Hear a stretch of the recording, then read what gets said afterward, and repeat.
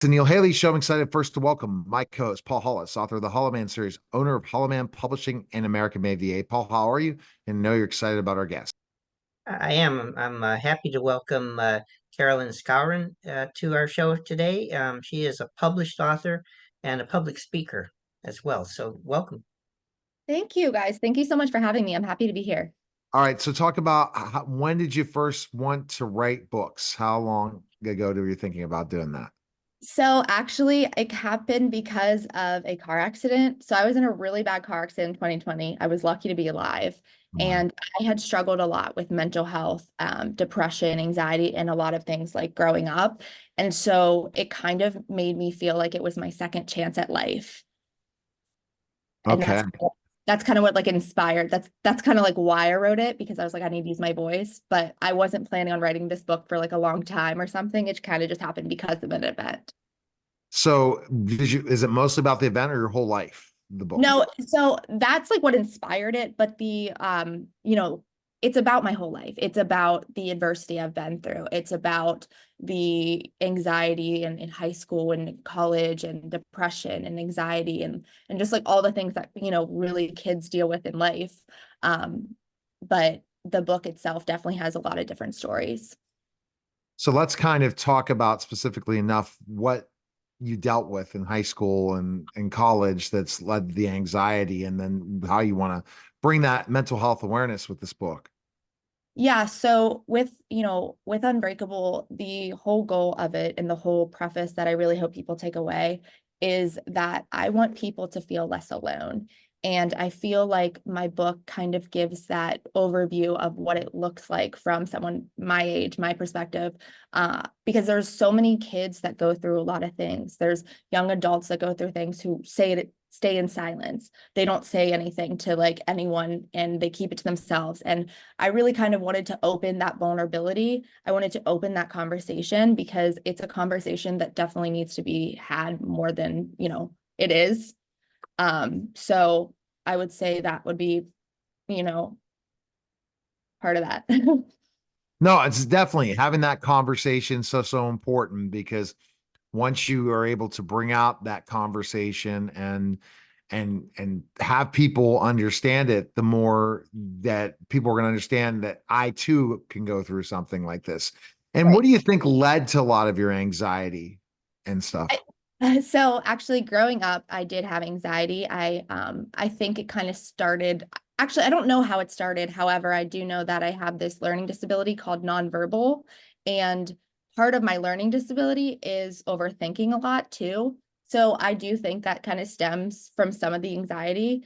And, anxiety for me really, I still have it to this day. It's just the fact that like I know how to manage it, which is something I didn't know how to before. I would just like literally have like a panic attack. And I think with anxiety, it's so not linear because it can come in so many different forms. Anxiety is something that I think also came from the fact that I wanted to be liked. When I grew up, I really didn't feel like I fit in. And high school, for example, I found out I had my learning disability, and all of a sudden I'm going to boarding school. And Oh just this man. anxiety of like, what is my life?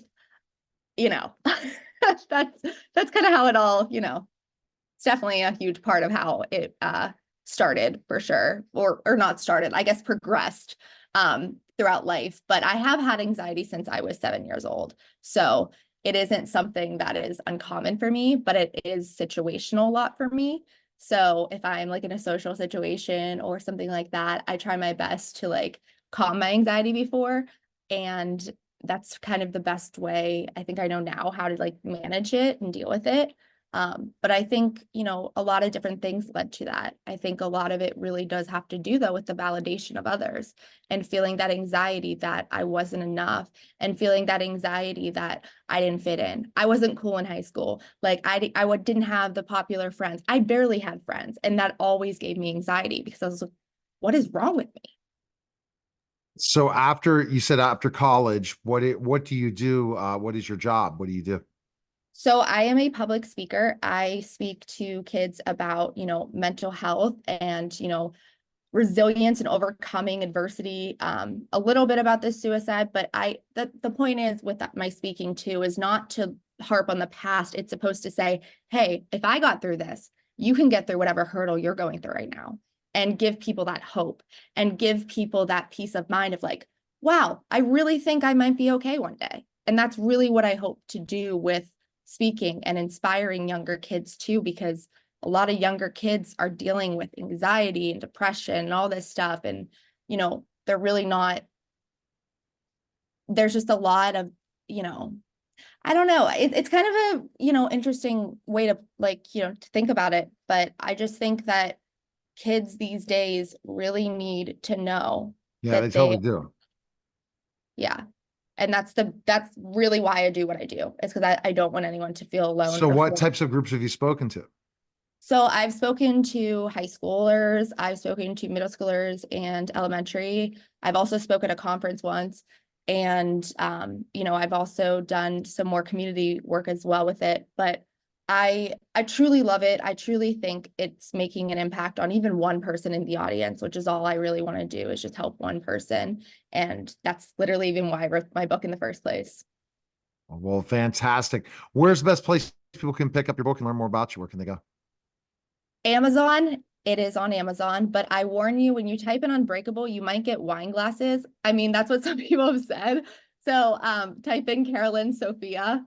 But yeah, it's on Amazon, it's on Barnes & Noble online. I would love to, get it into more stores and stuff, but it's been really hard too, because, with COVID and everything that happened in the past couple of years, being able to go to like schools or something like that with my book and be like, here, like, let's like start a movement of like, you're not alone, you are unbreakable, you will get through this. It's definitely something that you just got to go out there and do it for sure. We appreciate you coming by, Carolyn. Yeah.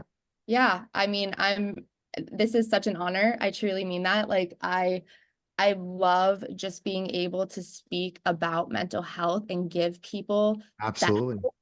and give people that thing of like, I truly never thought in a million years I'd be an author. That was not in the plan. No, you never thought that, and that was in the plan, and it happened for you. So that's great.